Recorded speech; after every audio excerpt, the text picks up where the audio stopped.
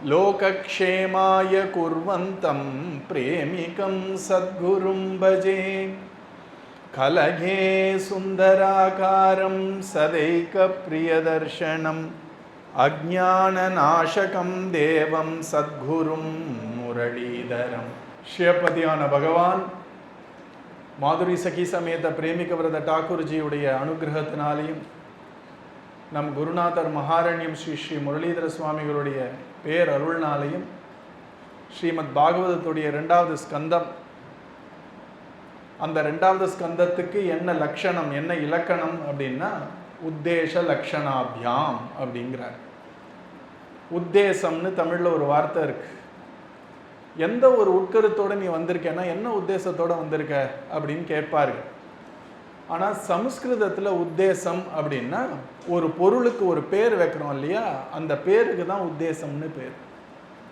இங்கிலீஷில் கூட சொல்லுவார்கள், what you have in your mind name it spell it அப்படிம்பார்கள். அதுதான் உத்தேசம்னு தமிழ்லையும் வந்திருக்கு. அப்படின்னா என்னன்னா ஒரு வஸ்து, ஒரு பொருளுடைய பெயரை உத்தேசம் என்று அர்த்தம். லக்ஷணம் என்றால் அதை எந்த ஒரு குறிப்பால் எப்படி அதை அறிந்து கொள்வது அப்படிங்கிறத நம்ம கரெக்டாக சொல்லிட்டோம்னா அதுக்கு லட்சணம். ஒருத்தருக்கும் ஒரு குணம் இருக்கும் இல்லையா. குணம்னா ரூபமாக கூட இருக்கலாம். இதில் நல்ல நெட்டையாக இருப்பார், குட்டையாக இருப்பார், நல்ல ஒரு ஷார்ப்பான மூக்கு இருக்குது அவருக்கு, இல்லைன்னா கண்ணுக்கு மேலே ஒரு மச்சம் இருக்குது, ஏதோ ஒன்று இருக்கும் இல்லையா. அதை வச்சு மற்றவங்க கிட்டேருந்து அவரை பிரித்து காமிச்சோன்னா அதுக்கு லட்சணம்னு பேர். இந்த 2வது ஸ்கந்தத்தில் பாகவதத்தை மற்ற புராணங்கள்லேருந்து பிரித்து காட்டுறார். இது மகா புராணம்ப்பா, இது மற்ற புராணம் மாதிரி இல்லை, இது தனின்னு காட்டுறார். இதோட லட்சணத்தை சொல்கிறார். இதற்கு பாகவதம் இதம் பாகவதம் நாம புராணம் பிரம்ம சம்ஹிதம் அப்படின்னு இதோடைய பெயர் பாகவதம்னு 2வது ஸ்கந்தத்தில் தான் வருது. அதனால இந்த 2வது ஸ்கந்தம் பெயரையும் அதோடைய இலக்கணம் லட்சணம் அதை மற்றவைகிட்டேருந்து பிரித்து காட்டக்கூடிய குணங்களையும் எடுத்து காட்டுறார். அப்படி காட்டும் பொழுது பரீட்சித் கேட்கக்கூடிய 6 கேள்விகளுக்கு பதில் சொல்லிகிட்டே வந்தவர் பரீட்சித்து அந்த 6 கேள்வியை 2 வகையாக கேட்குறான். இறக்கும் தருவாயில் செய்ய வேண்டியது என்னன்னு கேட்குறான். ஒருவர் பொதுவாக எப்பவுமே என்ன செய்ய வேண்டும் அப்படிங்கிறத 2 கேள்வி கேட்டதுக்கு பதில் சொல்லிட்டு வர அவர் சொன்ன பதிலை கேட்ட பரீட்சித்து என்ன ஒரு 3 அத்தியாயம் கேட்டிருப்போம். 3 அத்தியாயத்துக்கு எவ்வளோ நேரம் ஆக போகிறது? சாதாரண நம்ம பேசினோன்னா 5 பேஜ் 6 பேஜ் எவ்வளோ நேரம் பேச போகிறோம்? ஒரு 7-10 நிமிஷத்தில் இந்த ஒரு சுகமுனி முன்னாடி உட்கார்ந்து அவர் சொல்லக்கூடிய ஒரு இனிமையான வார்த்தை, அவர் கண்ணிலேருந்து கொட்டக்கூடிய கருணை, அவர் ஒரு வாக்கில் இருக்கக்கூடிய இனிமை, அவருடைய ஒரு தெய்வீகமான சூழல், இது எல்லாத்தினாலையும் பரீட்சித்துக்கு ஒன்று நிச்சயமாயிடுத்து. நாம் மரணமடைய போகிறோமேனு பயந்திருந்த நாம் இனிமே நமக்கு மரணமே கிடையாது அப்படின்ற ஒரு தெளிவு வந்துருத்தவன். அதனால தான் இந்த ஒரு 3 அத்தியாயம் கேட்ட பரீட்சித்து டக்குன்னு 7 நாளில் மரணடைக்குரியவன் மாதிரியா பேசுகிறான். மரணமே இல்லாத பெருவாழ்வு வாழக்கூடியவன் மாதிரி பேசுகிறான். அவன் பகவானை பற்றி, அவன் மகிமையை பற்றி தெரிஞ்சுக்கணும்னு ஆசைப்படுறான். பகவானுக்கே 3 அழகான தன்மைகள் உண்டு. முதல் தன்மை என்னன்னா அவன் ரொம்ப பெரியவன், மகிமைன்னு பேர். 2வது என்னன்னா அவனுடைய இனிமை. 3வது அவனுடைய குணங்கள். இந்த 3ம் தானே பொதுவாக நம்ம பக்தியில் முன்னேறணும் அப்படின்னா முதல்ல நம்ம குருநாதர் கிட்ட வரும் பொழுது இவர் ரொம்ப பெரியவர், நம்மள மாதிரி ஒருத்தர் கிடையாதவர், எல்லா செடிகளும் பார்க்கறதுக்கு செடி மாதிரி இருந்தாலும் துளசி செடியை வச்சு நம்ம பூஜை பண்ணுறோம் இல்லையா. எல்லாமே கல்லுன்னு இருந்தால் கூட நம்ம கண்டகி நதின்னு நேபாளத்தில் இருக்கக்கூடிய நதி, அந்த நதியில் வரக்கூடிய அந்த கருப்பு கல்லுக்கு சாலக்கிராமன்னு பேர், அதை தனியாக வச்சுட்டு பூஜை பண்ணுறோம். எல்லா பறவைகளும் ஒன்றுன்னு நினச்சா கூட கருடன்னு ஒருத்தர் வந்தால் கையை கூப்புறோம் எல்லாரும். அந்த மாதிரி மனிதர் போல ஒரு குரு இருந்தாலும் அவர் நம்மளை போல ஒருத்தர் கிடையாதுன்னு அவருடைய மகிமையை முதல்ல தெரிஞ்சுக்கணும். இல்லைன்னா அவருடைய கிருபையை சம்பாதிக்கிறதுக்கான ஒரு பாக்கியத்தை ஒன்று டிலே ஆகிடும், இல்லைன்னா இழந்துருவோம். அதனால பக்திக்கு முதல் படி என்னன்னா மகிமையை தெரிஞ்சுக்கணும். மகிமையை தெரிஞ்சுட்டு அப்படிப்பட்ட கிருஷ்ணனா இவ்வளோ சுலபமா நம்ம கொடுக்கக்கூடிய பழத்தையும் நம்ம கொடுக்கக்கூடிய ஒரு மலரையும் நம்ம பேசக்கூடிய ஒரு பேச்சையும் கேட்டு நமக்கு இப்படி அனுகூலமாக இருக்கானே அப்படின்றது அடுத்தது அவன் மேலே வரக்கூடிய பிரியம். அதனால பக்திக்கு அடிப்படையாக இருக்க வேண்டியது எது அப்படின்னா பகவானுடைய மகிமை மேலே நமக்கு ஒரு தெளிவு வரணும். அதனால முதல்ல எடுத்த உடனே பரீட்சித்து கிருஷ்ண கதையை கேட்காம பகவான் ஸ்ரீ கிருஷ்ணன் வெண்ணெய் திருற கிருஷ்ணன்னு கேட்கல, உலகத்தை படைச்ச கிருஷ்ணனை பத்தி சொல்லுங்கள், உலகத்தை காக்குறானாமே, உலகத்தை கடைசியா தாங்கிலேயே ஒடுக்கிறானாமே, அந்த மகிமை பொருந்திய அந்த பகவான் இப்படிப்பட்ட ஆச்சரியமான விஷயங்கள்லாம் எப்படி பண்றார் அப்படின்னு ஆரம்பிக்கிறான். ஏன்னா மகிமையை தெரிஞ்சு ஒரு அஸ்திவாரம் போட்டால் தானே வீடு நிற்கும். அந்த அஸ்திவாரம் பொதுவாக வெள்ளை தெரியாது கண்ணுக்கு, ஆனால் அஸ்திவாரம்னா வீடு நிற்க முடியாது. அதுக்கு அஸ்திவாரமாக மகானாக இருக்கட்டும் பகவானாக இருக்கட்டும், அஸ்திவாரம் எது அப்படின்னா அவருடைய மகிமையை நல்லா புரிஞ்சுக்கணும். அதுக்கு மேலே ஒரு வீடை எழுப்பினோன்னா அதுதான் அன்புன்னு பேர், அதுதான் பிரேமைன்னு பேர். அப்போ தான் கிருஷ்ணலீலையெல்லாம் ரசிக்க முடியும். அதனால முதல்ல எடுத்த உடனே பகவானுடைய ஒரு அளவில்லாத ஒரு மகிமையை எது காட்டுறது அப்படின்னா இந்த உலகமே காட்டுறது. இப்படிப்பட்ட உலகத்தை ஒருத்தன் படைச்சிருக்கணுமே, எப்படி படைச்சிருக்கான்? ஒருத்தர் மாதிரி ஒருத்தர் இல்லை, ஒருத்தர் பேசுகிற மாதிரி ஒருத்தர் பேசலை, ஒருத்தர் கைரேகை மாதிரி ஒருத்தர் இன்னொருத்தர் கைரேகை அது கூட இல்லை. இந்த கண்ணுக்குள்ளே இருக்க பற்றியெல்லாம் ஐரிஸ்ன்னு சொல்லுவார்கள். ஒருத்தரோட ஐரிஸ் மாதிரி இன்னொருத்தரோட ஐரிஸ் இல்லையா, அதை வச்சுட்டே உங்களை அடையாளம் கண்டுபிடிக்கிறாங்க. இப்போ எப்படி எவ்வளோ கோடி மக்கள் இத்தினூண்டு இடத்துல கோடி கோடியாக டிசைன் போட்டு வச்சுருக்கான் எல்லாருக்கும். நம்ம சாஸ்திரம் என்ன சொல்கிறது, இந்த டிசைனை வச்சுட்டு தான் நம்ம தலையெழுத்து எழுதப்படுதுங்கிறது. என்னெல்லாம் பண்ணியிருக்கான் பாருங்களேன். ஒரு தலையெழுத்து இதுதான் காட்டக்கூடிய டிசைனு அதை வகை வகையாக பண்ணி ஒத்தர் கை நாட்டு மாதிரி இன்னொரு கை நாட்டு இல்லைன்னு காமிச்சு ஒத்தர் முகம் இப்படி பார்த்தா எவ்வளோ பேர் வந்திருப்பார்கள், எவ்வளோ பேர் வரப்போகிறார்கள், அவனுக்கு அதை பற்றி கவலை இல்லையா, வகை வகையாக பண்ணுறான். இப்படி ஒரு விசித்திர கேள்வியா பகவான் இருக்கானே, இந்த படைப்பு அவனுடைய மகிமையை நல்லா காட்டுறது இல்லையா. அதனால அவன் கேட்க ஆரம்பிக்கிறான். நம்ம பரீட்சித் மகாராஜன், பகவான் இந்த உலகுன்னா ஏதோ இந்த பூமின்னு மட்டும் நினைக்க வேண்டாம், சூரியன் சந்திரன் இந்த மாதிரி எவ்வளோ கேலக்ஸி இருக்கு, இந்த மாதிரி எவ்வளோ கிளஸ்டர் இருக்கு, இந்த மாதிரி எவ்வளோ யூனிவர்ஸ் இருக்கு, அத்தனையும் அவன் தான் படிக்கிறானா. அப்படிப்பட்ட பகவான் இது எப்படி படைச்சான்னு கேட்டுவிட்டான். இப்போதான் குரு கிட்ட வந்திருக்கான், 7 நிமிஷம் ஆள் ஒன்றும். ஆனால் அவன் கேட்குற கேள்வி ஏதோ 10 வருஷம் குருவுடைய சரணத்தில் இருந்து வேதத்தை படித்தவன் கேட்க வேண்டிய கேள்வியை கேட்குறான் அவன். உடனே சுகமுனி பார்த்தார். சாதாரணமாக பேசுறதுங்கிறது ஒன்று, சுகமுனி அவர் முகத்தை திறந்தாலே எப்பவும் கிருஷ்ண விஷயமாக தான் பேசுவார், அது வேற விஷயம். ஆனால் பிரவச்சனம் அப்படின்னு ஒன்று இருக்கும் பொழுது அதற்கான ஒரு மரியாதையை பார்க்குறார். சுகமுனி ஞானி, ஞானியுடைய அழகே என்ன தெரியுமா, உண்மையான ஞானி எல்லாரும் என்ன பண்ணுவார்னா கிருஷ்ண பக்தர்களாக இருப்பார், பகவான் பக்தர்களாக தான் இருப்பார். ஞானத்துடைய முடிவே தூய்மையான அன்பு. நான் அகம்பாவம் இருக்கிற வரைக்கும் அன்பு தூய்மையாக இருக்காது. ஏன்னா நான் கொஞ்சம் இருந்துருக்குன்னா அன்பு எப்படி இருக்கும்? அந்த உண்மையான ஞானிக்கு நான்ற அந்த ஒரு மமதை அகங்காரமே இல்லாததுனால தான் அவர்கள்லாம் பூர்ணமான பக்தர்களாக இருக்கார்கள். அதனால சுகமுனி பார்த்தார். இப்படிப்பட்ட ஒரு கேள்வியை கேட்டானோடனே டக்குன்னு உட்கார்ந்தார்.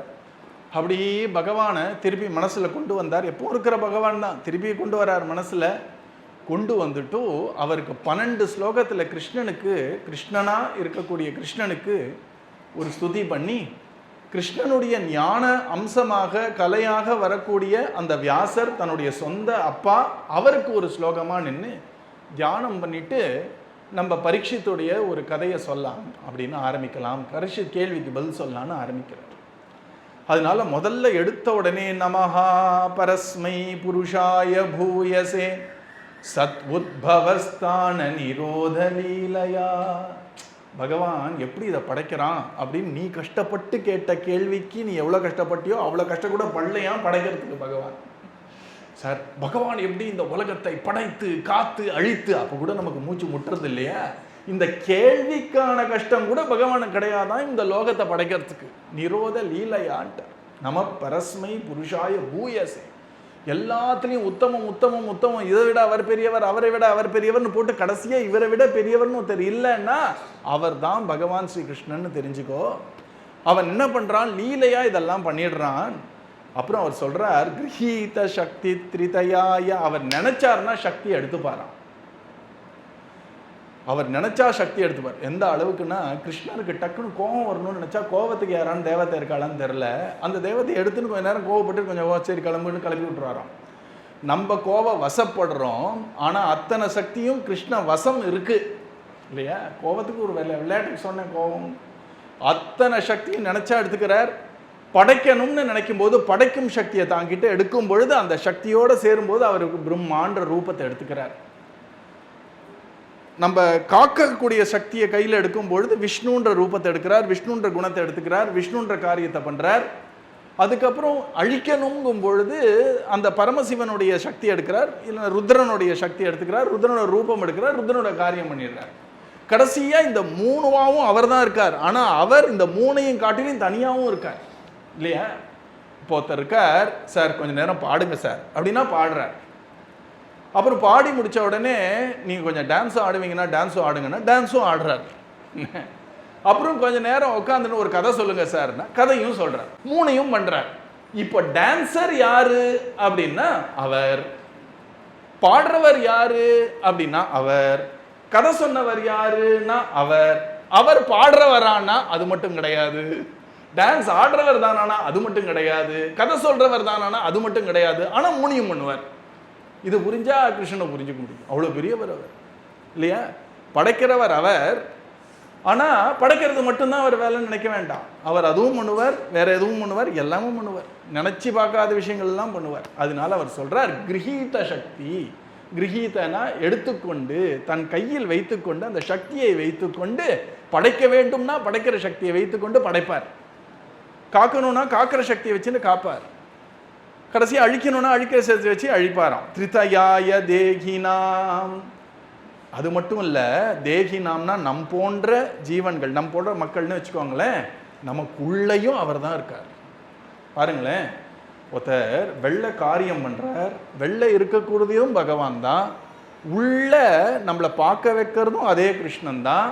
ஆனா அவர் சொல்ற நமக்குள்ளேயே உட்கார்ந்து இருக்கிறதுனால அந்தர்பவாய அனுப லட்சிய வர்த்தமனே, அவர் உள்ள உட்கார்ந்து இருக்கிறதுனால அவரை நம்மளால பார்க்க முடியலப்பா.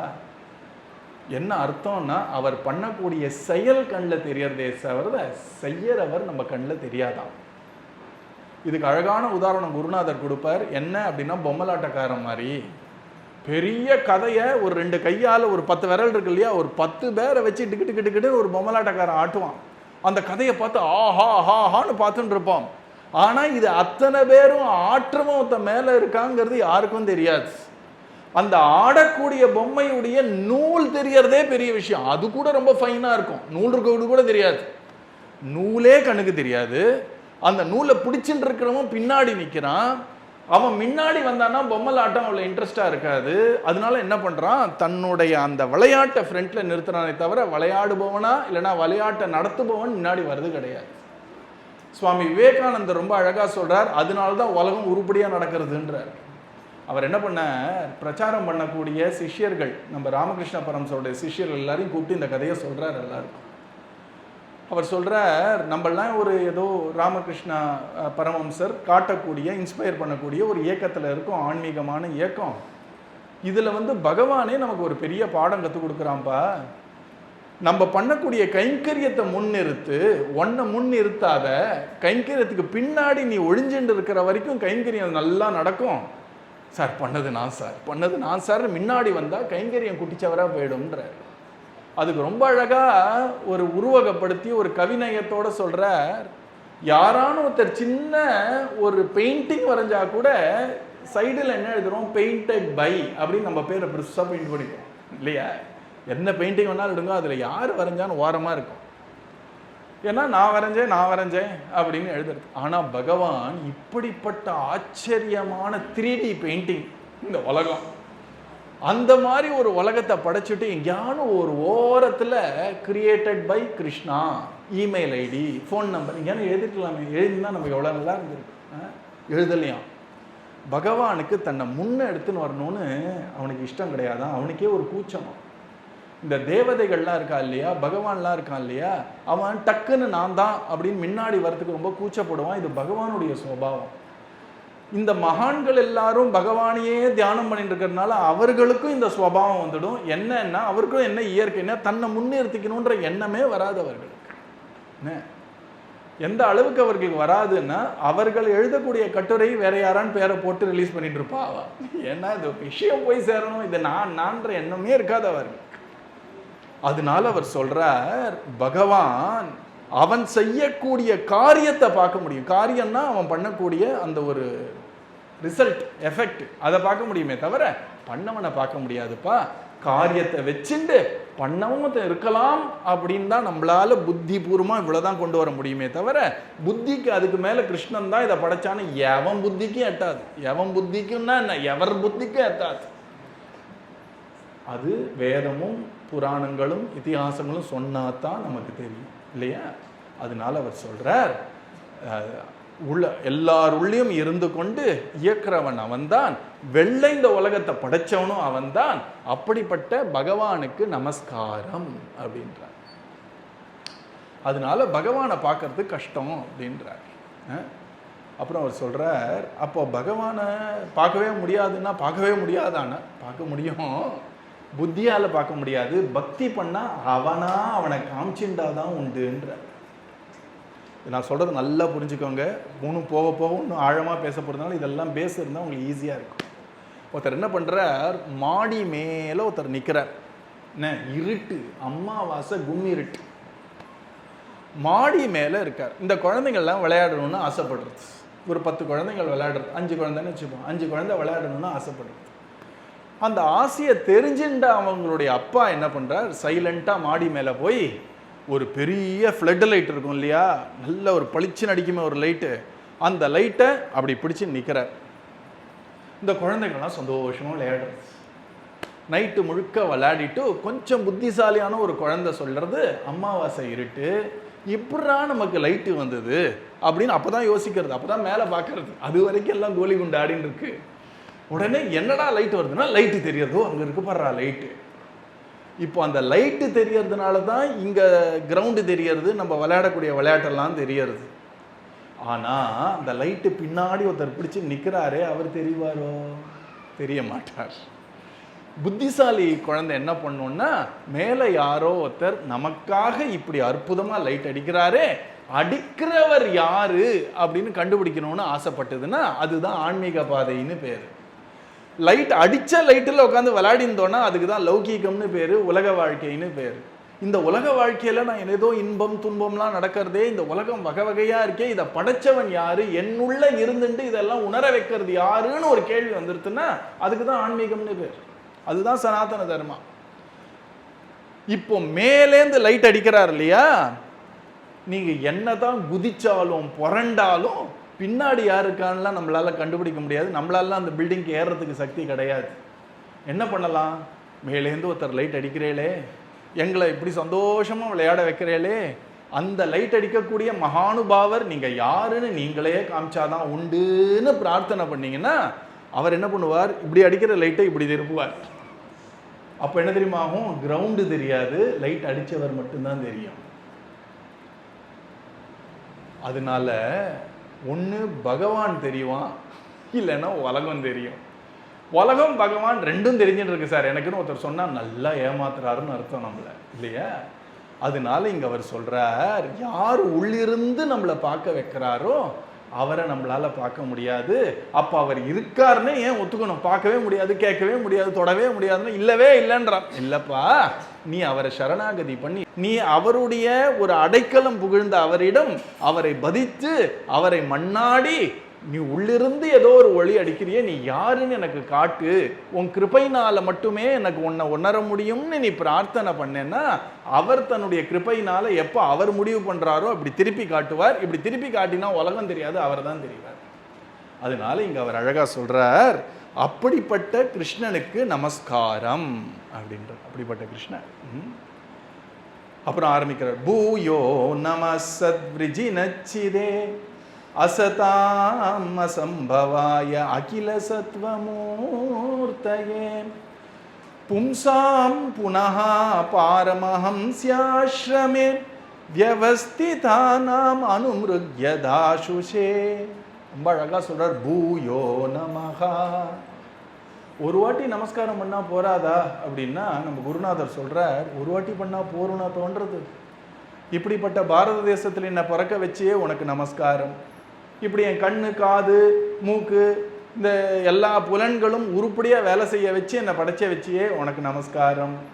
இப்படி ஒரு சனாதன தர்மத்தில் என்ன பிறக்க வச்சே உனக்கு நமஸ்காரம்னு எவ்வளோ வாட்டி வந்தனம் பண்ணாதான் போருமா? வந்தனம் வந்தனம் மீண்டும் மீண்டும் வந்தனம், அப்படிதானே ஒரு பக்தன் இருப்பான். எப்பவும் வந்தனம் பண்ணிகிட்டே இருக்கணும் தான் எனக்கு ஆசையாக இருக்குன்னு. அதே மாதிரி தான் சுகமுனி. இந்த ஞானிகள் பண்ணக்கூடிய பஜனையை பகவான் ரொம்ப விரும்பி கேட்பான். பகவான் பெருமையாக சொல்லிப்பானா, எனக்கு பக்தர்கள் கோஷ்டியில் சில ஞானிகள் இருக்கிறது தான் பகவானுக்கு பெருமை, ஞானிகளுக்கும் கிருஷ்ணனை பஜனை பண்ணுறது தான் ஞானிகளுக்கு பெருமை இல்லையா? அதனால ஞானி ஆகிய இந்த சுகமுனி சந்தோஷப்பட்டு பூயோ நமகா, திரும்ப நான் நமஸ்காரம் செய்கிறேன் அப்படின்ற. ஏன்னா கிருஷ்ணனுக்கு எவ்வளோ நமஸ்காரம் பண்ணாதான் போருமான்னு. அதனால சத்விருஜினச்சிதே அவர் சொல்றார், யாரு சாதுக்களாக இருக்கிறார்களோ, யாரு தர்மத்தபடி நடக்கிறார்களோ, அவர்களுடைய கஷ்டங்களை போக்குபவரும் துயரங்களை போக்குபவரும் அசதாம் அசம்பவாய, அவர்களுக்கு இடையூறு பண்ணக்கூடிய அசத்துக்கள் இல்லைன்னா அவர்களுக்கு இடையூறு பண்ணக்கூடிய துஷ்டர்கள் இருக்கார் இல்லையா, தீயோர்கள், அவர்களை மொத்தமாக அழிப்பவனுமான அகில சத்வ மூர்த்தையே. அனைத்து சத்துவம்னா ரொம்ப நன்மைன்னு அர்த்தம். நம்ம 3 சொன்னோம் இல்லையா, ராஜசம் சத்துவம் தாமசம்னு, எல்லா சத்வத்தையும் திரட்டி ஒரு மூர்த்தி பண்ணா அதுதான் அப்படிப்பட்ட மூர்த்தியாம் அகில சத்வ மூர்த்தையே அப்படின்ற. பகவான் அவதாரத்தை இங்க அழகா சொல்லாம சொல்றார்.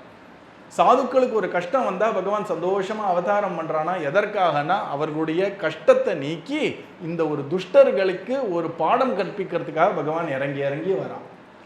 பகவத்கீதையிலேயே ரொம்ப புகழ் வாழ்ந்த ஸ்லோகம், பரித்ராணாய சாதுனாம் விநாசாய ச துஷ்கிருதாம் தர்ம சம்ஸ்தாபனார்த்தாய சம்பவாமி யுகே யுகே. எப்பெல்லாம் தேவையோ சாதுசனத்தை நலிய கஞ்சனை சாதிப்பதற்கு ஆதியின் ஜோதி உருவை அங்கு வைத்து இங்கு பிறந்த வேத முதல்வன் அப்படின்ற நம்மாழ்வார். அப்படின்னா என்ன அர்த்தம்?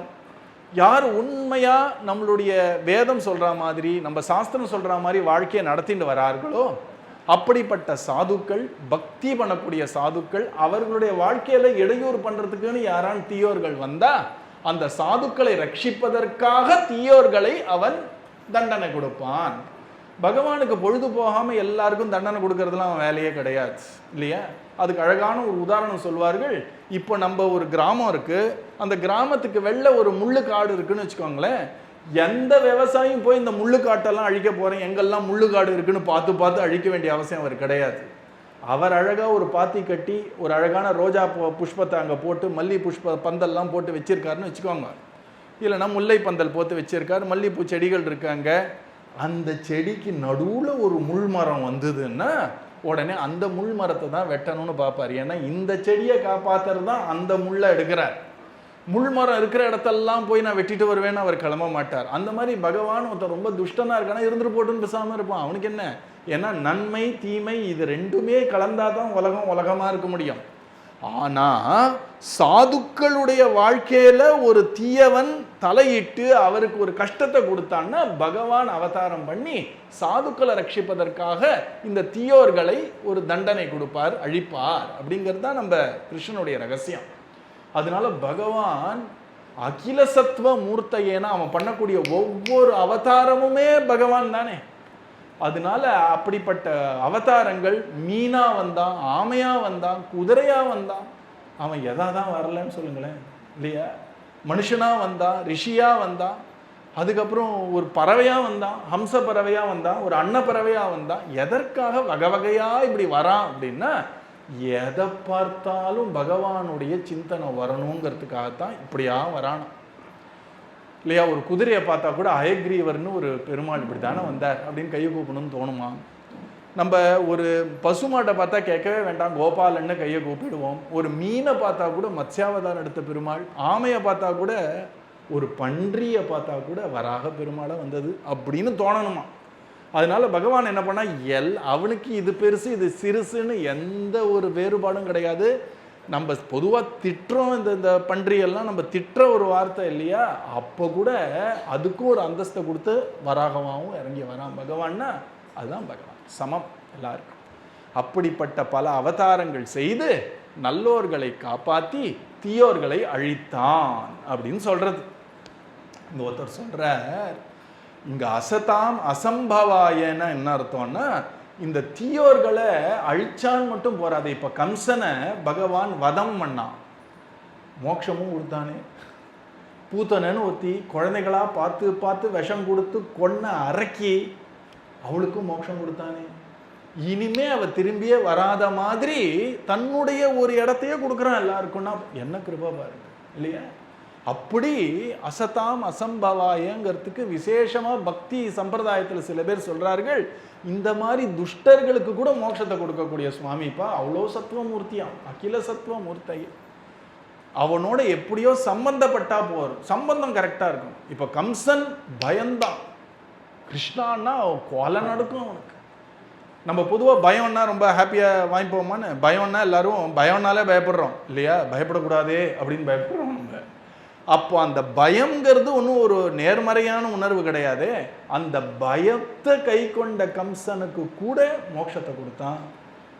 துரியோதனா செம்ம கருணி, அவனுக்கும் மோட்சத்தை கொடுத்தான். ஏன்னா அந்த ஒரு கஞ்சத்தனத்தினால தான் கிருஷ்ணனையே விரோதிக்க போனான் அவனுக்கும் மோட்சம். அதே மாதிரி இந்த சிசுபாலன்னு ஒருத்தர் இருந்தான், அவன் கிருஷ்ணன்னா ஜென்ம விரோதின்னு நினைச்சான். கிருஷ்ணனை கண்டா கொல்லணும்னு நினைப்பான். டெய்லி கார்த்தால கிருஷ்ணனை திட்டு திட்டு திட்டு திட்டுன்னு திட்டுவான். அவனுக்கும் மோட்சம். ஏன்னா அசதாம் அசம்பவாய அகில சத்துவ மூர்த்தையே. எப்படியோ நீ சம்பந்தப்பட்டேன்னா கிருஷ்ணன் கரையேற்றிடுவான். எப்படி சம்பந்தப்பட்டாலும் சரி, கோபிகள் மாதிரி சுத்தமான அன்பு இருந்தாலும் கரையேறிடுவார்கள். கம்சன் மாதிரி கஞ்சன் வயிற்றில் நெருப்பெண்ண நின்றுமாலே அப்படின்னு அந்த கஞ்சன் பயந்தான் பயந்தான் பயந்தான். ஆனால் எப்படி பயப்படணும்னா சொல்லியிருக்கேன். எப்படி பயப்படணும்னா, கம்சனுக்கு வேற யார் மேலேயும் பயம் கிடையாது, கிருஷ்ணன் மேலே மட்டும்தான் பயம். அப்படி இருக்கணும். இந்த தீவிரேன பக்தி யோகியன்னா அப்படி இருக்கணும் போல இருக்கு. கிருஷ்ணன்னா தான் பயம், வேற யாரை பார்த்தாலும் பயம் கிடையாது. ஆனா அந்த கிருஷ்ணன் கிட்ட பயத்தை தவிர வேற எந்த உணர்வும் கிடையாது அவனுக்கு. போனா போறது என்னுடைய தங்க குழந்தைன்னு ஒரு பாசம் எள்ளளவும் கிடையாது அவனுக்கு. அப்போ பயம்னா பயம் ஒண்டிதான், கிருஷ்ணன் கிட்ட ஒண்டிதான் பயம். இப்படி அனன்ய பயமா இருந்தான் அவன் அடைஞ்சிட்டான் கிருஷ்ணனை. அதே மாதிரி இந்த இவன் இருந்தானே சிசுபாலன், கிருஷ்ணனுடைய அத்தை புள்ள, அவன் ரொம்ப க்ளோஸ். ஆனா அவனுக்கு யார் மேலேயும் வெறுப்பு கிடையாது, யாரை பார்த்தாலும் ஹாப்பியா இருப்பான். பல்ராமண்ணா கிட்ட கூட அவ்வளவு வெறுப்பு கிடையாது அவனுக்கு. இந்த கிருஷ்ணனை பார்த்தா கொல்லணும்பான். காலங்காத்தால எழுந்த உடனே நம்மெல்லாம் சுப்பிரபாதம் பவத்துமே, அவனுக்கு சுப்பிரபாதம் பவத்துமே வேலை மாதிரி இருக்கும். அவன் ஒரு 108 அர்ச்சனை வச்சுருக்கான் கிருஷ்ணனை பார்த்து. கண்ணாமினான்னு திட்டுவான். அவன் எப்படி இருந்தான்னா, கிருஷ்ணன் மேல என்னுடைய சொந்த மாமன் மகன் அப்படின்னு பாசம் கிடையாது. கிருஷ்ணன் மேல கொஞ்சம் பயம் இருக்கணுமே, பயமே கிடையாது. அவன் கிருஷ்ணன் மேல வெறுப்பை வச்சான், வெறுப்பை மட்டும்தான் வச்சான், கிருஷ்ணன் கிட்ட மட்டுமே வெறுப்பை வச்சான், அடைஞ்சிட்டு போயிட்டான். ஏன்னா சம்பந்தப்படுறதுனால.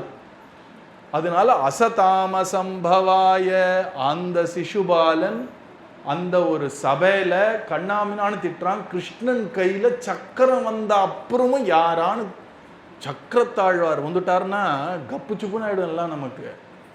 அப்போ கூட கொஞ்சம் கூட தயக்கம் இல்லாமல் இன்னும் 2x ஸ்பீடில் திட்ட ஆரம்பிச்சான். இந்த சக்கரத்தை பார்த்தோன்னே சுருன்னு அவனுக்கு உள்ள சுருன்னு ஏறுறது. பயமே இல்லை பத்தியெல்லாம். வெறுப்புனா வெறுப்பு மட்டும் வச்சான், அவனும் அடைஞ்சிட்டான். அதுக்காக நான் கிருஷ்ணரை பார்த்து பயப்படணும் வெறுப்படையணும்லாம் சொல்ல வரல, கிருஷ்ணனுடைய பெருமையை காட்டுறதுக்காக இது சொல்கிறேன். அப்படிப்பட்ட அசத்துகளுக்கு கூட பகவான் வைகுண்டத்தை கொடுத்தான். அப்படிப்பட்ட பகவான் ஸ்ரீ கிருஷ்ணன் பும்சாம் புனஹா அப்படி அகில சத்துவ மூர்த்தியா இருக்கான். திருப்பி சொல்றார் புனஹா அப்படின்னா சாதுக்களை ரட்சிக்கிறான், நம்ம துஷ்டர்களை தண்டிக்கிறான், அழிக்கிறான். அது மட்டும் இல்லாமல் மூணாவதா ஒன்று வித்தியாசமா ஒன்று பண்றானா புனஹான்றார்.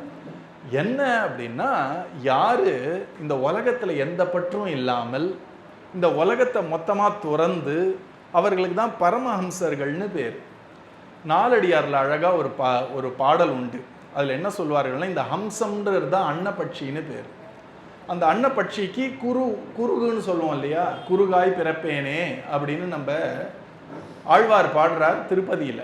அந்த ஹம்ச பக்ஷிக்கு நீரொழிய பாலுன் குறுகின் தெரிந்து அப்படின்னு 4 அடியார். என்ன சொல்ல வராருன்னா, படிக்க வேண்டியது ரொம்ப ஜாஸ்தியா இருக்கு, நமக்கு காலம் ரொம்ப குறைச்சி இருக்கு, படிக்கிற விஷயங்கள்ல ரொம்ப ஆழமா இருக்கு, இது ஒன்னொன்னா நான் புஸ்தகமா படிச்சா எனக்கு காலம் போராது போல இருக்கு. அதனால புத்திசாலி என்ன பண்ணுவார்கள்னா, இந்த படிக்க வேண்டிய விஷயத்துடைய சாரம், எசன்ஸ், அந்த ஜூஸை யாரான்னு பிழிஞ்சு கொடுத்தா அதை மட்டும் குடிச்சிட்டு நிம்மதியா இருக்கலாமேன்னு தோணுமா அவருக்கு. வேண்டிய விஷயத்தை யாரான்னு பிழிஞ்சு கொடுத்தா அதை எடுத்து சாப்பிட்டுடலாமேன்னு தோணுமாம். அதற்காக உதாரணம் பண்றார். ஏன்னா இந்த அன்னப்பட்சி என்ன பண்ணும், பாலையும் தண்ணியும் சேர்த்து கொடுத்தா தண்ணியை துப்பிட்டு பாலை மட்டும் குடிக்குமா. ரொம்ப ஆச்சரியமான ஒரு விஷயம் இல்லையா. அப்படிப்பட்டவர்களை ஹம்சர்கள்னு சொல்வார்கள். இங்க பரமஹம்சர்கள்னா யாருன்னா, உலகத்தோட எந்த சம்பந்தமும் இல்லாமல் பகவான் அடையணும் அப்படின்னு தேடுறார்களாம். பகவான் ஏன் தேடணும் அப்படின்னா, பகவான் வெள்ள இதோ அப்படின்னு இந்த கேமரா மாதிரியோ இல்லைன்னா இந்த தர மாதிரியோ இந்த உடம்பு மாதிரியோ ஒரு பொருள் கிடையாது. அவர்கள் எப்படி பகவானை தேடுகிறார்கள் அப்படின்னா, வெளியில தேடி கிடைக்கிறதுக்கு அவன் ஒரு பொருள் இல்லாததுனால அவர்கள் தன்னுள் தானாகவும் தன்னிடமே தானாய் இருக்கக்கூடிய பகவானை அடைந்து தானே பகவானுக்கு கோவில் ஆயிடுவார்களாம். இப்போ அவர்கள் என்ன பார்க்கிறார்கள்னா, இந்த பகவானை வெள்ள தேடலை. போன ஸ்லோகத்தில் சொன்னார் இல்லையா, தேகினாம் அந்தர்பவாயன் உள்ள தேடுறார்களாம். அதனால தான் உள்ளே பார் உள்ளே பார் உள்ளே பார் ஞான தங்கமே. நம்ம குருநாதர் அழகா ஞான விஷயத்துல ஒரு விஷயத்த சொல்றார். நீ இறைவனை உண்மையா பார்க்கணும்னா வெள்ள தேடாத, உள்ள தேடுன்ற. இது ஞான மார்க்கம், இதுவும் தெரிஞ்சுக்கணும் நம்ம. அப்படி உள்ள பார்த்து அவர்கள் பகவானை உள்ளே அறிந்து கொள்கிறார்கள். அப்படிப்பட்ட அந்த ஒரு ஞான மார்க்கத்துல போகக்கூடிய அந்த பரமம்சர்கள்லாம் தேடக்கூடியவர்களாம் பகவான். அப்படிப்பட்ட பெரியவர் அவர். அவர்கள் எப்படி தேடுறாருன்னா, வெள்ள மனசு போச்சுன்னா இது இல்லை திருப்பி உள்ள போ, இது இல்லை உள்ள போ, இல்லை இல்லைன்னே தான் அவரை பிடிக்க வேண்டியிருக்கு, வேற வழியும் இல்லையா அவர்களுக்கு. அப்படிப்பட்ட பரமஹம்சர்கள்லாம் அடையக்கூடியன்னு கூட சொல்ல, தேடக்கூடிய பகவான் அப்படின்றார். உடனே அவர் சொல்றார், பகவானுடைய பெருமை அப்படிப்பட்டதுப்பா.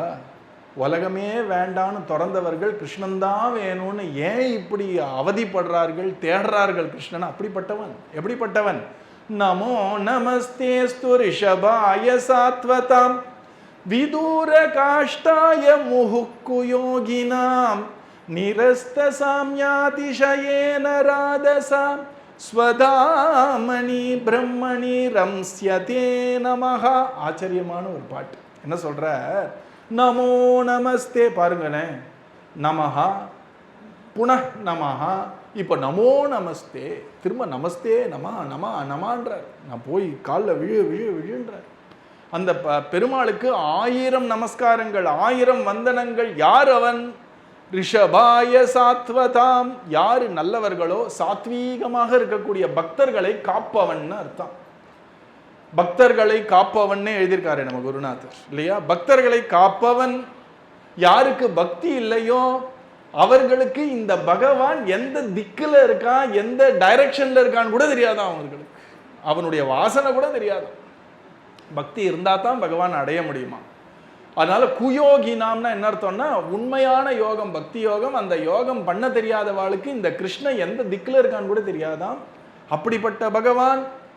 உடனே ஒருத்தர் கேட்பாராம், ஓ பக்தி இருந்தா அனுகிரகம் பண்ணுவார், பக்தி இல்லைன்னா அவர் எங்க இருக்காருன்னு கூட காட்ட மாட்டேன்றார், என்ன இந்த பாரபட்சம்?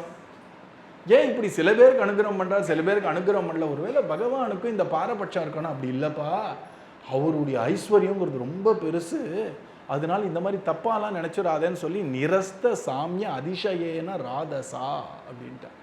அவர் எப்படிப்பட்டவர்னா, அவருக்கு சமமோ அவருக்கு மேலையோ வேற யாருமே கிடையாதுப்பா, அவன் தனியா இருக்கான். அதனால்தான் குருநாதர் கண்ணனை பத்தி பாரும்பொழுது, கண்ணனை போல் தெய்வம் கண்டீரோ அவனிதனில். கண்ணனை போல ஒரு தெய்வமே இல்லப்பா. அவனை போல ஒரு தெய்வம் இல்லைன்னா, அவனுக்கு சமமா ஒன்று இல்லைன்னா அவனுக்கு மேலே யாரான்னு இருக்க முடியுமா? அதனால சமமாவும் இல்லையா மேலையும் இல்லையாம். நிரஸ்த சாமிய அதிசயேன ராதசா அப்படின்றார்.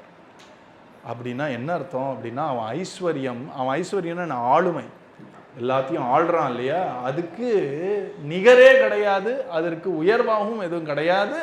அப்படிப்பட்ட ராதசா அப்படின்னு ஒரு வார்த்தையை சொல்றார்.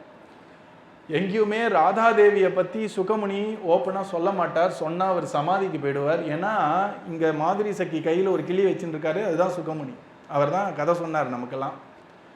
அப்படிப்பட்ட அந்த ஒரு சுகமுனி கண்ணனை ஸ்மரிக்கும் பொழுது ராதையை ஸ்மரிக்காமல் இருக்க முடியுமோ நம்ம சுவாமினியை? அதனால இந்த ஒரு பிரம்மம்னு ஒன்று சொன்னோமே, அது என்ன பண்ணுறது, நாராயணன் அப்படின்னு ஆகும் பொழுது நாராயணனுக்கு லக்ஷ்மியா அந்த ஒரு ராதஸ்ன்னு ஒன்று வருமா.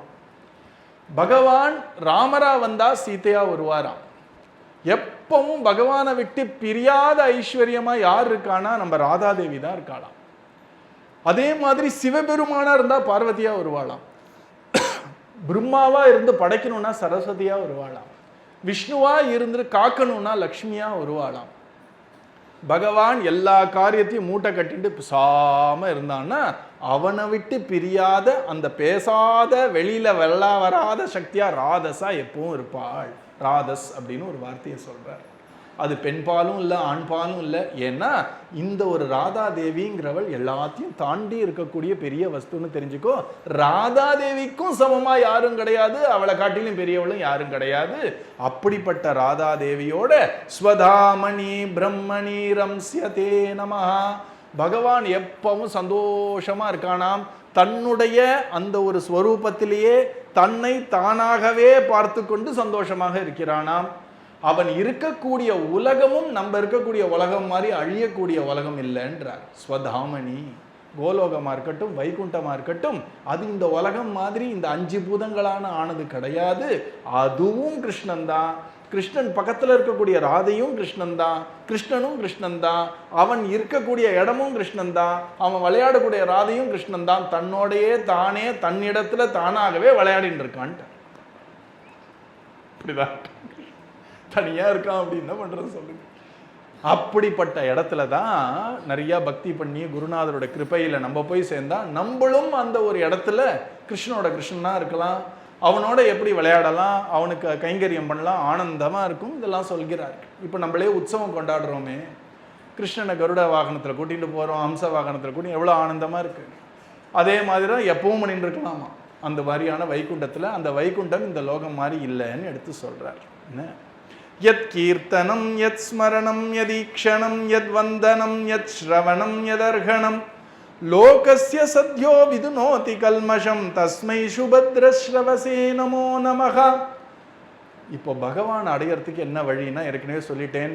ரொம்ப உலகத்துல திறந்தவர்கள்லாம் விடு விடுன்னு சொல்ற அந்த கோஷ்டிலாம் உள்ள அப்படி திரும்பி நின்று பார்த்துட்டு அடைஞ்சிட்டு போயிடும். அப்போ நம்மள மாதிரி இருக்கக்கூடிய குடும்பத்தில் இருக்கக்கூடிய நமக்கு என்ன வழின்னா சொல்றார். ரொம்ப சுலபம்பா. யத் கீர்த்தனம், நிறைய கிருஷ்ணனை கீர்த்தனம் பண்ணு. முதல் படியே கீர்த்தனம் தான். நிறைய கீர்த்தனம் பண்ணோம்னா என்ன ஆகும் அப்படின்னா நம்ம மனசுல இருக்கக்கூடிய அழுக்கெல்லாம் போயிடும். மனசுல இருக்கக்கூடிய அழுக்கெல்லாம் போயிடும். யத் ஸ்மரணம், கீர்த்தனம் பண்ணாலே கொஞ்சம் கொஞ்சமா கிருஷ்ணா அப்படின்னு நமக்கே ஸ்மரணம் வரும். எப்படின்னு சொல்லட்ட, நீங்க நல்லா அகண்ட நாமம் பண்ணீங்க இல்லையா அதிக மாசத்துல, அந்த அகண்ட நாமம் பண்ண டைம்ல நீங்க போய் படுத்துட்டு எழுந்துக்கும் போது உங்களையே அறியாம கொஞ்ச நேரம் அரே நாம உள்ளேன்னு வரும் இல்லையா. நம்ம பிளான் பண்ணி வரல, எழுந்துக்கும் போது பார்த்தா பரவாயில்லையே நம்ம மனசுல கூட தானா அரே ராமா வருதே. எதனாலன்னா கீர்த்தனத்தினால ஸ்மரணம். அந்த ஸ்மரணம் பண்ணாலோ எது ஈக்ஷணம் நாமத்வாரில் அழகா இருக்கக்கூடிய நம்ம ராதாகிருஷ்ண யுகல ஜோடியை பார்த்தாலோ, எத் வந்தனம் பண்ணும்போது எல்லாரையும் நமஸ்காரம் பண்ணக்கூடிய அந்த விழுந்து கும்பிட்டாலோ, எத் ஸ்ரவணம் இந்த மாதிரி கதை கேட்டாலோ, எத் அர்ஹணம் அவனுக்கு பூஜை பண்ணாலோ என்ன பண்ணும்னா லோகஸ்ய சத்யோ விதுனோதி கல்மஷம், நம்ம மனசுல இருக்கக்கூடிய அழுக்கை எல்லாத்தையும் போக்கிடுமா. நம்ம மனசே எப்படி தெரியுமா இருக்கு, லென்ஸ் மாதிரி இருக்கு. நம்ம ஃபோன்லேயே லென்ஸ் அழுக்காக இருந்தான்னா ஃப்ரண்ட்டில் குருஜி உட்காந்தா கூட தெளிவாக வராது. ஒன்றுமே யாரோ உட்காரான்னு நினச்சிட்டு இருப்போம், இல்லைன்னா ஏதோ இருக்குன்னு தான் தெரியும். அந்த லென்ஸை க்ளீன் பண்ண பண்ண பண்ண என்ன ஆகும்னா இன்னும் தெளிவாக குருஜி தெரிகிற மாதிரி நம்ம மனசாகிய லென்ஸு அழுக்காக இருக்கான். எதையோ ஆசைப்பட்டு எதையோ நினச்சி எதையோ பழக்கம் எதையோ காரியம்லாம் பண்ணிட்டு இருக்கோம். அதனால அது அழுக்காக இருக்கிறதுனால கிருஷ்ணன் நான் கண்ணுக்கு முன்னாடி தான் இருக்கானாம், ஆனால் நமக்கு தெரிய மாட்டேங்கிறது. அந்த அழுக்கு, கல்மஷம்னா அழுக்குன்னு அர்த்தம். இந்த கல்மஷத்தை நம்ம போக்கிட்டோம்னா விதுனோதி கல்மஷம் தஸ்மை சுபத்ர ஸ்ரவசே நமோ நமஹா. கிருஷ்ணனுக்கு அழகான ஒரு பேர் சொல்றார்கள். என்ன அப்படின்னா கேட்பதற்கே மங்களமான புகழை உடையவன் அர்த்தம். மங்களமான புகழையை கீர்த்தியை உடையவன் அப்படின்னா என்ன அர்த்தம்னா, இங்க ரொம்ப அழகா சொல்றார், கிருஷ்ணனை பத்தி நிறைய பேசு, கிருஷ்ணனை பத்தி நிறைய கேளு, இது ரெண்டும் ரொம்ப முக்கியங்கிறதுனால தான் திரும்ப திரும்ப சுபத்ர ஸ்ரவசேன்றார். அதனால அவர் சொல்றார், மனசுல இருக்கக்கூடிய அந்த ஒரு அழுக்கு நீங்கணும்னா என்ன பண்ணு அப்படின்னா, ஒரு சோப்பு என்னன்னா கீர்த்தனம், விடாம அரேராமா. ரெண்டாவது என்னன்னா ஸ்மரணம், முடிஞ்ச போதெல்லாம் கிருஷ்ணனை நினைக்க வேண்டியது. ரொம்ப அழகா தானே இருக்கான், நினைக்கிறது கஷ்டமா? அதுக்கு அடுத்தது சொல்றால், எது ஈக்ஷணம், முடிஞ்ச போதெல்லாம் வந்து நாமத்து வரல கிருஷ்ணனை நல்லா பாரு, இன்னைக்கு என்ன வஸ்திரம் போட்டுட்டு இருக்கான், சிரிக்கிறானா, கையில குழல் எப்படி வச்சுட்டு இருக்கான், எந்த காலை மாத்தி வச்சுட்டு இருக்கான் அப்படின்னு வந்து கிருஷ்ணன் நல்லா பாரு. எது ஈக்ஷணம், எத் வந்தனம், நமஸ்காரம் பண்ணு, வந்தனம் வந்தனம் மீண்டும் மீண்டும் வந்தனம். நமஸ்காரம் எப்படி பண்ணணும், கஷ்டம் வரும்போது கஷ்டம் தீரணும்னு நமஸ்காரம் பண்ணலாம், தப்பு இல்லை. அதை விட உத்தமமான நமஸ்காரம் இவ்வளோ சௌக்கியமாக வச்சிருக்கேன்னும் பொழுது நினச்சி நினச்சி நன்றியோடு நமஸ்காரம் பண்ணு. அவன் அருளால் அவன் தாழ் வணங்கின்னு. அப்புறம் எத் ஸ்ரவணம், நிறையா கதை கேட்கணும். இந்த கதை கேட்கறது தான் மற்ற நாளுக்கும் அடிப்படையாக இருக்கு இல்லையா? அதை பண்ண தான் உற்சாகம் வரும் மற்ற நாளும் பண்ணணும்னு. எது அருகணம், பூஜை பண்ணு பகவான், அழகழகா மலர்களை கொண்டு துளசி மாலை கட்டி, அவனுக்கு அழகான வஸ்திரங்கள்லாம் வாங்கி சாத்தி, அவனுக்கு அழகாக தீபாராதனை காமிச்சு, அவனுக்கு பழங்கள்லாம் நிவேதனம் பண்ணி, இப்படியெல்லாம் பகவானை கொண்டாடு. அதுதான் அர்கணம். லோகஸ்ய சத்யோ விதுனோதி கல்மஷம், மனசில் இருக்கக்கூடிய அழுக்கெல்லாம் சீக்கிரம் போயிடும். நான் இப்படி இருக்கேன்னு புலம்புறதுனால போகாது. கிருஷ்ணனை கீர்த்தனம் பண்ண தானாக மனசில் இருக்கக்கூடிய பாரம், மனசில் இருக்கக்கூடிய அழுக்கு, மனசில் இருக்கக்கூடிய போட்டி, பொறாமை எல்லாம் போயிடுமா. அப்படி போயிடுத்துன்னா என்ன ஆகும்னா, டக்குன்னு கிருஷ்ணன் தான் தெரியுமா இல்லையா? இந்த அழுக்கு தான் பாவம். கிருஷ்ணனுக்கும் தர்ஷனம் கொடுக்கணும்னு தான் ஆசை. கண்ணில் கேட்ராக்ட் வந்துடுதுன்னா என்ன பண்ணுறது? உடனே ஒரு டாக்டர் கிட்ட போகணும். அந்த டாக்டர் என்ன பண்ணுறாரு, கண்ணில் அந்த புறை இருக்கு இல்லையா, அதை விளக்கிட்டாலே கண்ணு முன்னாடி தெரியறது. நம்ம குருநாதர் நல்லா தெரிகிறார். கேட்ராக்ட் இருந்தால் சரியாக தெரியல, மங்களாக தெரியறது.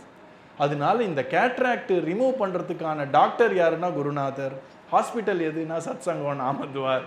அதுக்கு என்ன ப்ரொசீஜர்னா இந்த 6 தான் ப்ரொசீஜர். என்னன்னா கீர்த்தனம் பண்ணு, நிறைய ஸ்மரணம் நினச்சி பாரு, நிறைய கதை கேளு, நிறைய கண்ணனை போய் பாரு, நிறைய கண்ணனை வந்து வந்தனம் பண்ணு, நிறைய கண்ணனுக்கு பூஜை பண்ணு, கொண்டாடு அவனை. இதெல்லாம் பண்ணிட்டோம்னாலே மனசில் இருக்கக்கூடிய அழுக்கு போய் தெளிவாக பகவானுடைய அருள் நமக்கு வந்து சேரும் அப்படின்றார். அதனால அதுக்கப்புறம் சொல்கிறார், சில சாமர்த்தியசாலிகளை பற்றி சொல்கிறார். இதுதான் ஞான யோகம்னு பேர். அதை நான் சுருக்கமாக சொல்லிடுறேன், நம்ம சத்சங்க யோகத்துக்கு அப்புறம் வந்துடலாம் டக்குன்னு. விசக்ஷணாய சரணோபசாதனாத் சங்கம் யுதஸ்ய உபயதோ அந்தராத்மனஹ விந்தந்தி ஹி பிரம்ம கதிம் கதக்லமாக தஸ்மை சுபத்ர ஸ்ரவசே நமோ நம. திருப்ப என்ன சொல்கிறாருன்னா, சில பேர் நல்ல புத்திசாலியாக விவேகிகளாக இருப்பாளாம், சாமர்த்தியம் இருக்கிறவாள்லாம் இருக்காளாம். அவள் என்ன பண்ணுறான்னா, இந்த கண்ணனை தவிர வேற எதையும் உலகத்தில் பிடிக்கக்கூடாதுன்னு இருக்கக்கூடிய பற்று எல்லாத்தையும் அறுத்துடுறார். அற்றது பற்றனில் உற்றது வீடுயர் அப்படின்றார். பற்றெல்லாம் நீக்கிட்டு என்ன பண்ணுறாருன்னா, அந்த பகவானுடைய சரணத்தையே இறுக்க பிடிச்சிக்கிறான். சரண தியானத்திலேயே பிடிச்சிண்டு அவன் என்ன பண்ணுறார், மொத்தமாக யுதஸ்ய உபயத்தோ அந்தராத்மனா. மனதில் இந்த பற்று 2 விதமான பற்று இருக்கு. என்ன, வெளி உலக பற்றுன்னு இருக்கு, உள்ளேயே ஒன்று பற்றுன்னு உட்காந்துருக்கு.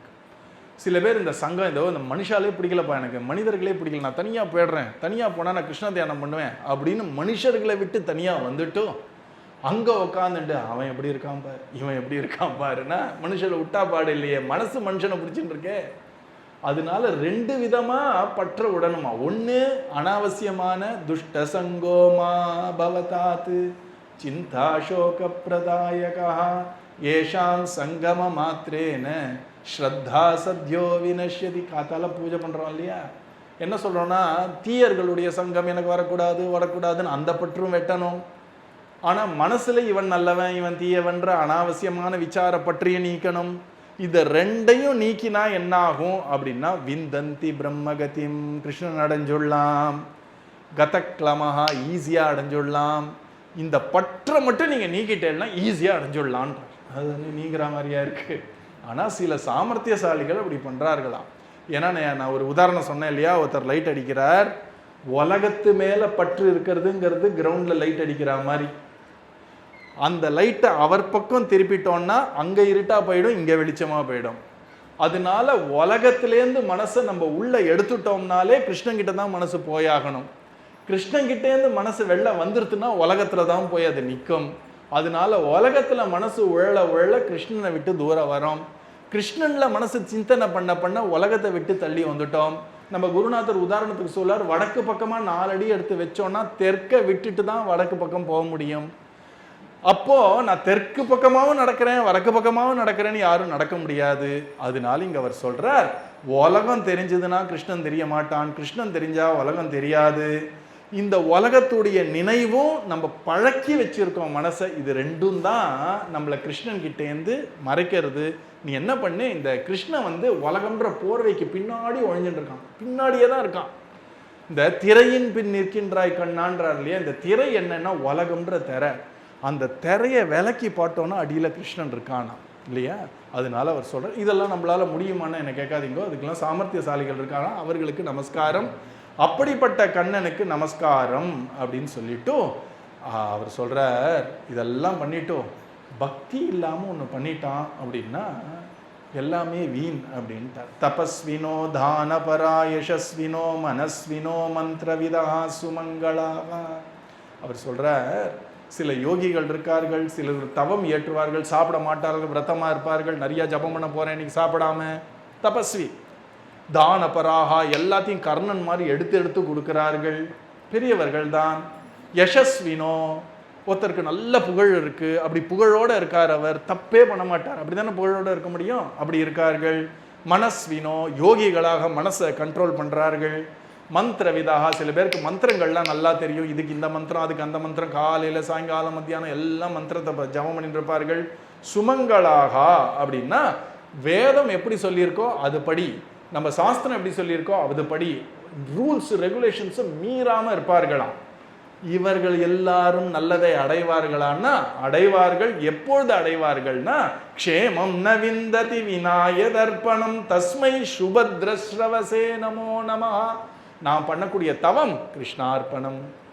இப்போ குழந்தைங்கள்லாம் பேசி முடிச்ச உடனே என்ன நினைப்போடு போகணும், அடியேன் உட்பட அப்படின்னா, கிருஷ்ணா நீ தான் பேச வச்ச, பேசினது அனைத்தும் உனக்கு அர்ப்பணம். என்ன கொஞ்சம் ஜபம் பண்ணுறோன்னு வச்சுக்கோங்க, அகண்ட நாமம், குருநாதா கிருஷ்ணா உனக்கு அர்ப்பணம். ஏதோ ஒரு விரதம் இருந்தோம், ஏகாதசி விரதம் இருந்தோம்னு வச்சுக்கோங்க, நான் ஏகாதசி விரதம் இருந்தேன் தெரியுமா, போடுறா ஸ்டேட்டஸில், 0 பலன். கிருஷ்ணா உனக்கு அர்ப்பணம்டா, நீ சந்தோஷப்படுவேன் தானே இருந்தேன், உனக்கு இது அர்ப்பணம். ஒரு பூமாலையை சாத்திட்டு 4 பேரை பார்த்து நான் போட்ட பூமாலைன்னு கிருஷ்ணர்கிட்ட காமிக்காத, கிருஷ்ணருக்கு அர்ப்பணம், உனக்கு சந்தோஷமா, சந்தோஷம். அதனால இங்க அவர் ஆச்சரியமா சொல்றார், க்ஷேமம் அப்படின்னா நம்ம நல்லா இருக்கணும்னா பகவானுக்கு அர்ப்பணம் பண்ணாத யோகம் வேஸ்ட்டு, பகவானுக்கு அர்ப்பணம் பண்ணாத தவம் வேஸ்ட்டு, பகவானுக்கு அர்ப்பணம் பண்ணாத அந்த ஒரு காரியங்கள் வேஸ்ட்டு, பகவானுக்கு அர்ப்பணம் பண்ணாத புகழ் வேஸ்ட்டு, பகவானுக்கு அர்ப்பணம் பண்ணாத மந்திரம் வேஸ்ட்டு, பகவானுக்கு அர்ப்பணம் பண்ணாத தர்மத்தைப்படி வாழக்கூடிய இந்த வாழ்க்கையெல்லாம் வேஸ்ட்டு. எல்லாம் என்ன பண்ணணும்னா பகவானுக்கு அர்ப்பணம் பண்ணணும். இதுக்கு தான் பக்தின்னு பேரு. பக்தி இல்லாத மந்திர ஜபம் ராவணனுடைய ஹிரண்யகசிபுடைய தவம் மாதிரியும் ராவணன் பண்ணக்கூடிய அந்த கர்மா மாதிரி ஆயிடும். பக்தியோட கொஞ்சம் பண்ணா கூட, நம்ம கண்ணப்பர்னு ஒருத்தர் இருந்தார் இல்லையா, இங்கதான் மெட்ராஸ்லேருந்து கொஞ்சம் கிலோமீட்டர் வடக்கில், என்ன பண்ணிட்டார், தலையில புஷ்பங்கள்லாம் வச்சுட்டு வாயில தண்ணி அப்படின்னு எடுத்துன்னு வந்தார். அப்புறம் ஏதோ ஒரு இறைச்சி எடுத்துன்னு வந்தார், ஏதோ ஒரு காட்டு பண்ணி அடிச்சு இறைச்சி எடுத்துன்னு வரார். அந்த ஒரு இதை எடுத்துன்னு வந்து செருப்போட உள்ள வர்றார் அவர். அந்த ஒரு சிவபெருமானுக்கு அபிஷேகம் பண்ணணும்னு கேட்டோம், புச்சுன்னு துப்புறார், மகாபச்சாரம். அப்புறம் எடுத்துன்னு வந்த இறைச்சியை படைக்கிறார். அதுக்கப்புறம் தலையில இருக்கக்கூடிய புஷ்பத்தை இப்படி உதிர்றார். அன்பு இருந்ததுனால அத்தனையும் எடுத்துக்கிறார் நம்ம சிவபெருமான். பெருசா ஒருத்தர் கோடி கணக்கில் பணம் செலவழிச்சு நிறைய ஒரு பெரிய பூ பந்தலை போட்டு அதை போட்டு இதை போட்டு இது உலகம் கைத்தட்டணுங்கிறதுக்காக பண்ணி கிருஷ்ணனுக்காக பண்ணல, கிருஷ்ணார்ப்பணம் பண்ணலன்னா எதுவுமே வேஸ்ட்டுன்ட்டார். அதனால பக்தி இல்லாம பண்ற எல்லாமே வேஸ்ட்.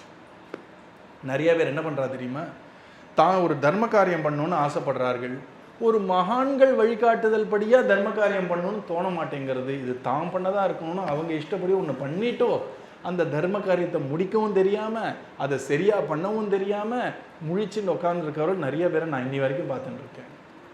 அதனால் நம்ம பண்ணுறதெல்லாம் குருநாதருக்கு சம்மதமாக, கிருஷ்ணருக்கு சம்மதமாக, அவர் ஆசைப்படி பண்ணணும்னு நினச்சோன்னா அதுதான் உண்மையான பலனை தரும்னு எடுத்து சொல்கிறாரு இல்லையா? க்ஷேமம்ன விந்ததி வினாய தர்ப்பணம், கிருஷ்ணார்ப்பணம், கிருஷ்ணார்ப்பணம் சொல்லவாவது சொல்லலாம்.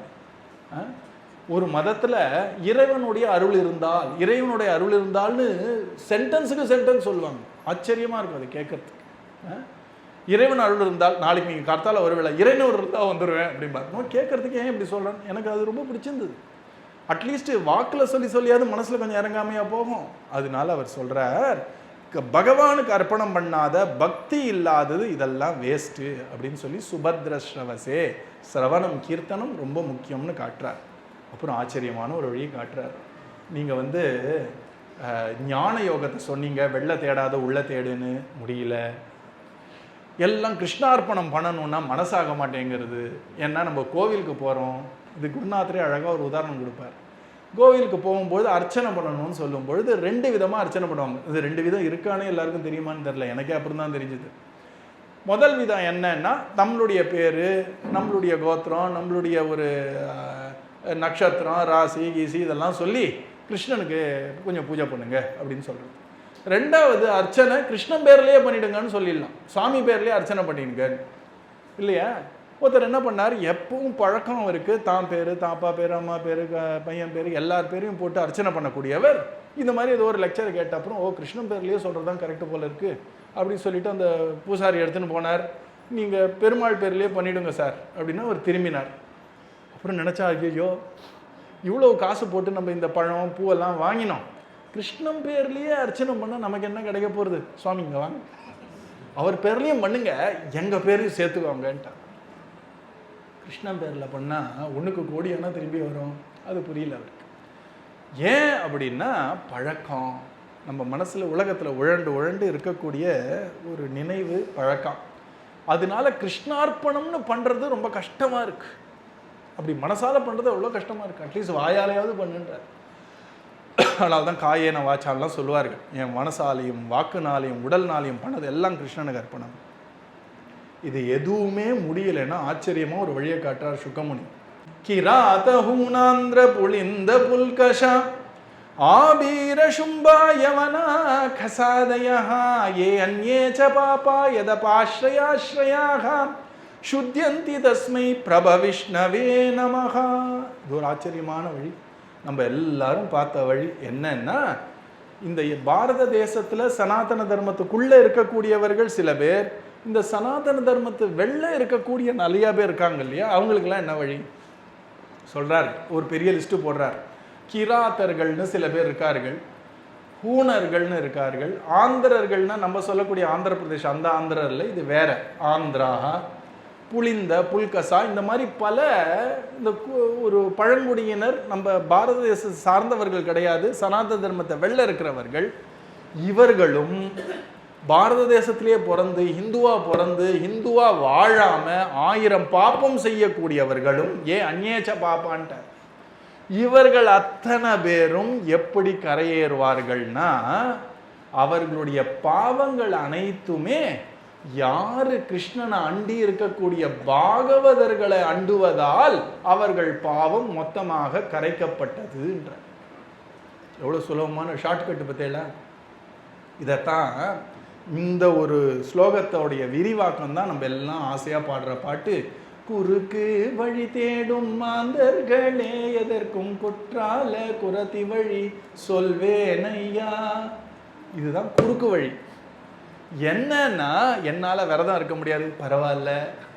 என்னால் ஜபம் ரொம்ப பண்ண முடியல, பரவாயில்ல. பூஜை நிறையா பண்ண முடியல, பரவாயில்ல. சுத்தமாக இருக்க முடியல, பரவாயில்ல. 1000 குறை இருக்குது, பரவாயில்ல. எப்படியாவது கிருஷ்ணனை பிடிச்சின்னு இருக்கக்கூடிய ஒரு மகாத்மாவை போய் பிடிச்சிக்க தெரிஞ்சா போருமா, நம்ம பாவங்கள் எல்லாத்தையும் போக்கி அவர் தன்னுடைய கிருபையினாலேயே கரையேற்றுவார்கள். அப்படிப்பட்ட கிருஷ்ணனுக்கு நமஸ்காரம்ன்ற. கிருஷ்ணன் கூட நேர போனால் கண்டிஷன் பார்ப்பானோ என்னமோ, பாகவதர்களை அண்டினோம் அப்படின்னா கிருஷ்ணன் உடனே கிருபை பண்ணிடுறானாம் பாகவதர்கள் மூலமாக. சத்சங்கம்னு ஒரு பாதையை காட்டுறார். அந்த சத்சங்கத்தில் வந்து உட்கார்ந்தா போரும், ஒரு மகானோட நம்ம சம்பந்தப்பட்டா போருமா. ஏன்னா அவர் எப்பவுமே பகவானோட சம்பந்தப்பட்டிருக்கார். இப்போ யாரோ ஒருத்தர் ஒரு ஒரு ஒரு எதிர்மறையான உதாரணம் கொடுக்குறேன். பெரிய ஒரு எலக்ட்ரிக் போல் இருக்குன்னு வச்சுப்போம். ஒருத்தர் நல்லா ஒசரமாக இருக்கார், கையில் ஒரு பெரிய தடி வச்சுட்டு இருக்கார், இரும்பு தடி. அதில் அவர் எலக்ட்ரிக் போலை தொட்டார், அவருக்கு ஷாக் அடிக்கிறதுன்னு வச்சுப்போம். நமக்கு அந்த தடியும் கிடையாது, அவ்வளோ பெரிய தடியரும் நம்ம கிடையாது.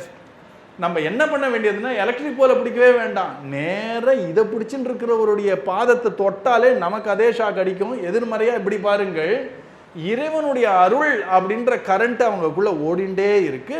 நம்மளால இறை அருள்ன்ற அந்த கரண்ட் ரிசர்வாயருக்கு போக முடியாது.